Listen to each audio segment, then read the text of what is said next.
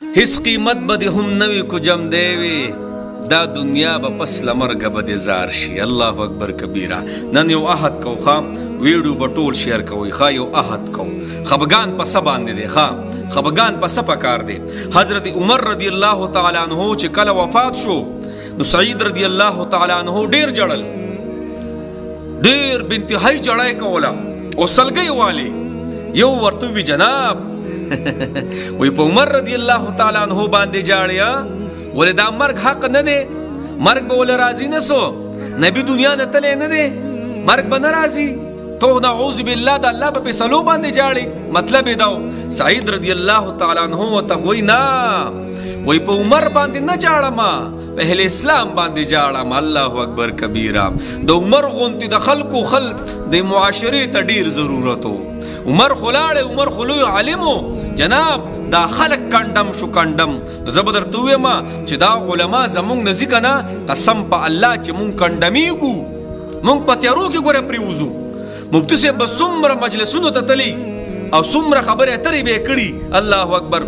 نن یم څو ځای پروګرامونه او چې کومه جنازې ټایم و 2:30 بجې په هغه ټایم باندې هم پروګرامونه څومره خلکو اصلاح به ده کوله نو لاړې نو څومره کمې به ما ورته محسوسوخه. نو سعید صاحب فرمایي نه په یو عالم باندې جاړمې او نورو روایاتو کې راځي دا ویډیو به شیر کوئ ښه مړې د مرګ نه پس مونږ ته ګران شي.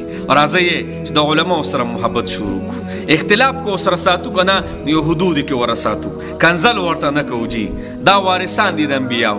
الله ول خپل علم ورکړی دی الله ول د خپل کتاب علم ورکړی کو جهنم ته غورځي کو ورځي ته غورځي الله پوه شو کار پوه شه. زما او ستا سره اختلاف څه نشته جناب قدر ګوره ما ته دی علما وکړو خدا علما مونږ نه لاړه ګوره مونږ به ډېر تیارو کې پرېوځو.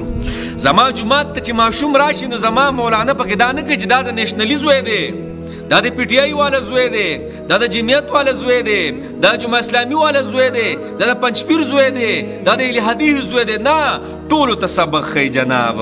نو زه تاسو ته درخواست کوم دا ټول اختلاف ختم کړئ په خپل منځ کې هم ختم کړئ خاص کر د علماو سره اختلاف ختم کړئ.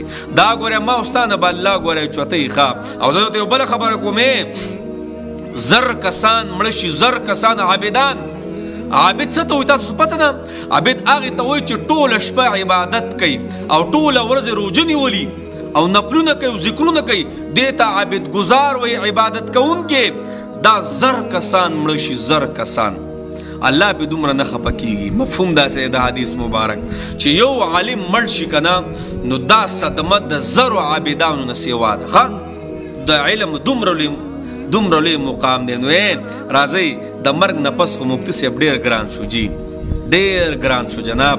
خو راځئ د مرګ نه مخکې دی علماو سره که اختلاف به مې په زړه کې بسې په خوله باندې نه وایو.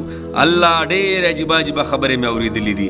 دا علما وارثان دي ګورې دې علماو ته دین اسلام په حواله شي کور څنګه دي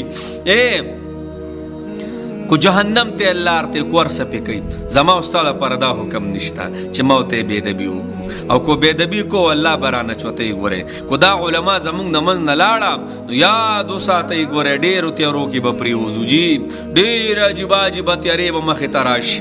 یقیني زمونږ د نسل به بیا څوک تربیت کوي هر څومره اختلاف دی کو دا اهل حدیث دی کو دا دیوبندي دی کو دا پنجپیری دی کو دا بریلی دی کو دا جماعت اسلامي والا ټول علما دي ټول علما چې د سر تاجونه دي خپل منځ کې به دوی اختلافي په صحابو کې اختلافونو په دوی کې به نه وی مونږ دې پسې کنځلې نه کړو. راځئ د خپلې سینې ورته خالي کړو راځئ په جمع باندې یقیني بس دا علما ډېر نازمین خلک دي ډېر ما استانې ګورې روان دي یقیني ته هم دا نه رانه روان دي پوه شوې او دا هم د قیامت علامات دي ګورې اهل علم والا به خلک الله چود کړي بیا به تشې توقع به پاتې شي یو قسم نه هېڅ به پکې نه. نو صحیح ده که نه دا میسج ټولو ته ورسوئ.